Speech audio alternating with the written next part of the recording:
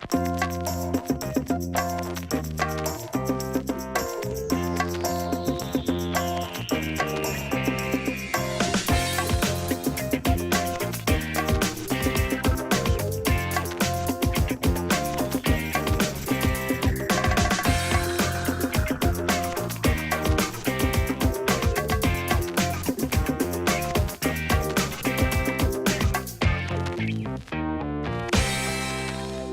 morning, everybody. I just want to thank John and everybody at Creative Mornings. I'm honored to be here. As he said, I've been coming for about 3 years now, and always was really inspired by the breadth and variety of speakers, and hope that today I can, offer my little version of it. But it is funny, he was saying about having this theme of the month being sex, and the whole thing coming from Europe, and I'm from England, but it's like, that's literally the least sexy country in Europe, so I don't know why they chose me. It should have been an Italian or a Frenchman or something, but I'll do my best.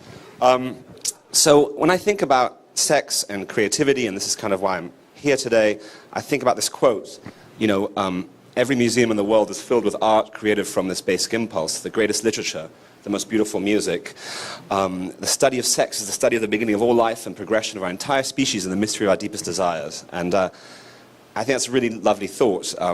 And I got it from Masters of Sex, the TV show that shows on Showtime. And I think that, it's on TV, so it has to be true.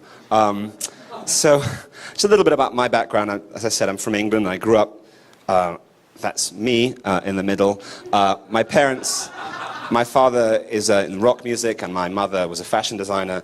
And growing up in that environment was really, really, really useful and stimulating, yet trying to be literally, you can't really rebel against those kind of people. You can't really stand out against that kind of family because, as you can see, I'm the least cool in that shot. Happily so, and I still have the shortest hair. And to kind of follow up on that, not the lack of being cool, this is freshman year of NYU.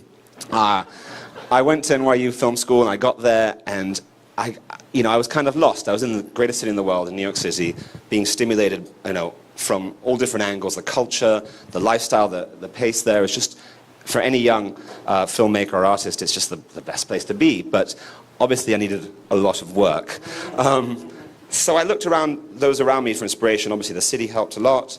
But for me, one influence is really, in my whole life, has always been the people that I look up to. The women in my life have really kind of shaped what I do creatively. So, the concept of the muse is something we've all heard. It's a nice idea. But to me, it was a more direct thing. So I've chosen to kind of break up this talk to show my little creative journey, but also just to talk about the major girlfriends in my life and how they've influenced what I've made and what I've done.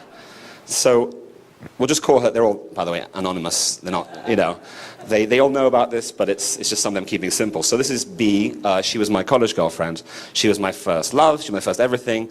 And what she did to me was just show me a different side of the world, show me about, maybe get me interested in fashion and aesthetics and just looking at things. And as a filmmaker, that's obviously kind of a really important thing to be able to have started to look at the world in a different way. And it started to influence in my work. And also, even though I broke up with her, it was also, there was a first pain. The first pain that I went through, because I was very lucky to have a nice childhood, but going through a breakup, going through a first love, and going through that feeling, it was the most gutting thing that I'd been through, but it led to so much writing and so much the stuff that I could actually use in a creative way. So when I was at NYU, I made this film called Swimming Out to Holly, which was a short film we shot on Super 35mm. Did color, it shows how old I am. We did color timing the old-fashioned way, not digitally. It was amazing. But this film played at Sundance, at the New York Film Festival, Edinburgh, Palm Springs, and it helped get me my first agents. Started getting me meetings out here in LA, and it was amazing. But as you can see from it, even that first thing obviously had a little bit of a sexual kind of undertone. But more importantly, the woman at the center of the story was a strong, powerful woman. That's kind of been a theme of my work. Always, at least try to have female characters that are powerful and leading the story. Because, everything, and I mean everything, is about strong, powerful women. That's something that, yes, exactly. There's one right there. So that kind of led into my next major girlfriend, we'll just call her Kay, and she was German and a photographer and model, and she kind of like started to really show me about cameras, and about film, and about different processes, different artistic techniques, and it's something that I really took to heart. But more importantly, she was somebody who took a lot of risks and just, you know, would travel on the drop of a dime. And when you're just coming out of NYU, that's a bit of a hard thing to do, but I would do it, and had all these adventures that I didn't regret any one of them. Having said that, when you go on these adventures and you're living in New York, you realize you have to find some way of making a living and have responsibilities and all that kind of stuff. So I started to sell my soul for a little bit, just to pay rent, and I went into advertising. So what happened with that was I worked on accounts for like Coca-Cola C2, Helio cell phones, and Lego's Galador. These are all brands that you've probably never heard of because they all went out of business soon after I worked on them. I'm not good at advertising. And it's okay, because it's a day job, and really, who gives a shit? Having said that, I also got to work on Stella Artois, which we won some nice awards for, and for Pedigree, which we helped not only do stuff for the brand, but also really helped get thousands of dogs adopted. Well, I was really proud of this, actually, because we did this like non-traditional advertising stuff. That's the stuff that I used to do. So, for instance, we did this campaign in New York City during the Westminster Dog Show, where we put these obviously fake dogs in the Central Park and gave away tennis balls at dog parks that had this information about this campaign we were doing, and it was a way to get people to adopt dogs from shelters. And even though I'm sure it helped sell dog food, it helped something like 25,000 dogs that month get adopted, and that was something I really enjoyed. And also got to work on the Got Milk Not Mustache campaign, and that was great because I got to work with Annie Leibovitz and some other interesting people. And of course, this is a talk about sex, but you know, that's all. That I wasn't implying anything at all there. But something I learned about when I was working in advertising, which is really common sense, but when you're 25, 26, common sense isn't that easy to come by.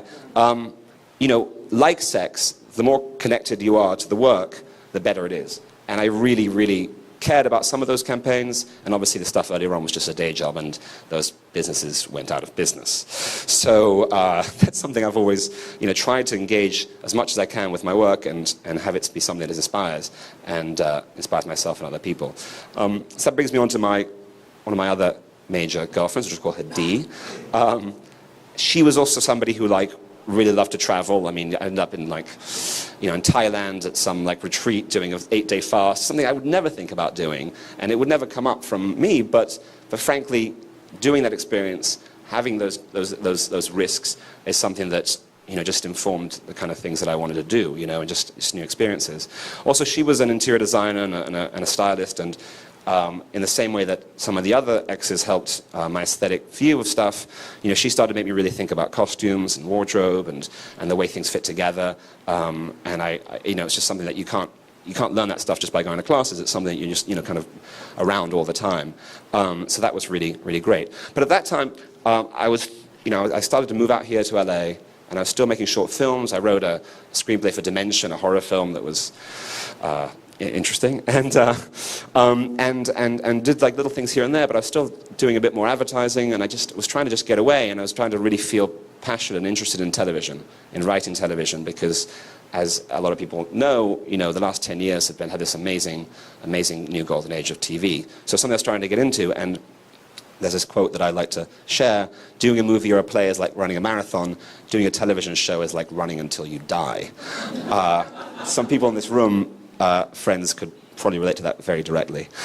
So I was out here, and I was starting to do some work in television. I did this NBC writing program called Writers on the Verge, which is an amazing way to break into television if you guys don't know about it. Every network has their own writing program. They choose 4 drama writers and 4 comedy writers a year, and they kind of mentor them and help them get a job.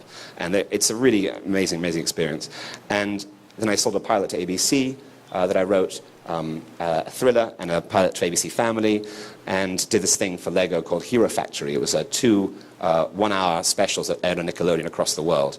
And nothing sexy about that. It was for 12-year-old boys, and even innuendo was just completely carved out of anything. But it was really fun, and it was just nice I was a hero to my little cousins for a while, just because I could get them free Legos. And then I worked on my first series, which is Dracula, that was on the air this last year for NBC. And, you know, the idea of, like, I was just one of five or six amazing writers. But what I loved about that experience was that, you know, writing is just such a, it can be a very lonely job. But being in a writer's room for the first time, working with other people who were better than I was really something that was quite amazing. And obviously, going back to the theme of sex, there wasn't a day that went by in that room where the network or the studio wasn't actually trying to make us amp it up, even though it was NBC. They wanted to kind of use that as a selling point, which is really interesting. But I was missing film, I was missing features, and in an ideal world, you can do both. And some people manage to, and I tried my best. So this reminds me of another quote of Mamet's. Life in the movie business is like the beginning of a new love affair. It's full of surprises, and you're constantly getting fucked. And that's independent filmmaking in a nutshell. So I wanted to make a film that I could actually just make, you know, not work on something that I would develop for 5 or 6 years and just get really frustrated by. So I conceived of an idea that I could make for a very low budget and just do that year. So it led to this idea of Siren. And Siren, going back to the Muse idea, was based on a dream about my ex-girlfriend. And it was just this, you know, very contained, kind of inspired by like Twilight Zone and all kinds of old, dark modern fairy tale type things. And when I was coming up with the idea, I wrote the script first, and then I put together this like mood board thing, which is just pulling images from photographers that I love. I'm sure some of you recognize some of the work right there. And I did things like put together a CD with tracks that were inspired by the story that I could give to people when I gave them the script so they could listen to it and visualize the tone I was going for. And that helped people, producers and actors and stuff, kind of visualize what I was going after. And one of the reasons I did it that year, about 2.5 years ago, was because a few of my friends came back from Sundance with these movies that they made for like, you know, $350,000, $250,000, $400,000, you know, and they all were well received. You know, you may like some of them, you may like none of them, but they were all little success stories. So it was really inspiring to me to try and do something like that. So I wrote the script, I did a little presentation, I just sat down with like 5 or 7 producers that I knew, and I just said, I'm making this movie this year, and one of them said, okay, here's a check. And that sounded really simple, but it was a very small check. And even as we were developing it, even as we were planning to shoot within 6 months, casting it, location scouting, all that stuff, there was still a lot of rewriting and things like that. I was just working with a producer, and that was fine. So it was easy, but it wasn't easy, you know?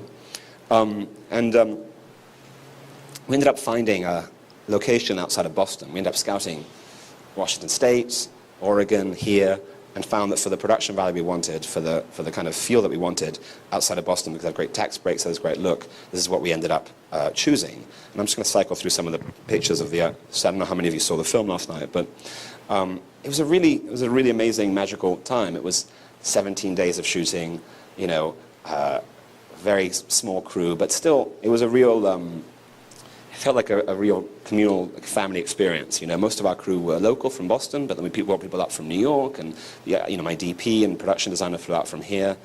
Actually, production designer from New York. Anyway, so it was just a really amazing experience as a first feature. You know, and we got to cast some really interesting people. Vanessa Shaw was our lead. She was in Eyes Wide Shut, and she, you know, most recently was in Side Effects and Two Lovers a couple of years ago. And this guy, Rob Kaczynski, was our lead, he came up from, he's English, but he was recently in True Blood. He's the main villain. Now he was going to be here actually this morning, but he's shooting a film called Warcraft for Duncan Jones in Canada right now.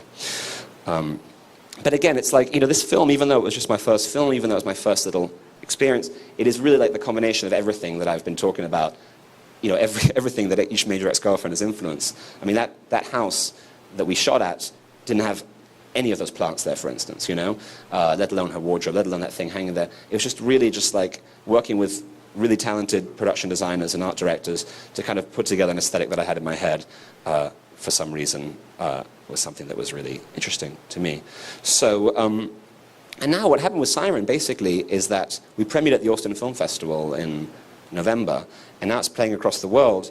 It's played in Madrid and Birmingham and Boston. We closed the Boston Film Festival. But it's just all about getting that out there, you know, and really trying to figure out the next thing, too. The poster itself was designed by myself and a former CreativeMornings attendee, designer, she's back in Minnesota now, but we put this together kind of in homage to some of the more minimalist, maybe a little bit 70s influenced posters to kind of show this split personality of the character that's in the film. So that's kind of the story of Siren. And then, so that kind of brings me up to the present day, and she's the last muse, I guess you could say, just call her W. She's really been more about questioning things, about really being critical to a fault. And that's something that, even though I'm just still relatively starting out, it's really important, I think, to have those people in your life that really push you, to be better, to be different, because it's so easy to kind of get into a comfort zone and get completely, stagnant creatively and not build out, So I just, everything that I've done has been genre so far, what they call elevated genre, which is a terrible term, but, just thrillers and sci-fi and things like that. And I love that stuff, and I always want to do that stuff. But something that I've been thinking about is just kind of growing from there, and coming to things like CreativeMornings and hearing people that aren't in film and television, people that do water sculptures or work for JPL and do art installations for NASA. I'm sure some of you guys were at that talk. There's a guy who does that full time. All that stuff is just hopefully stimulating my work and my thinking about doing something different. When I wake up or when I feel like I'm having writer's block, I kind of say to myself this really stupid mantra. I say, make something great, make something better, make something great. And it's something I just tell myself, but I also have to just, remember not to say that out loud. But it is something I really think about, because obviously there's so much rubbish out there, and I've been responsible for some of it.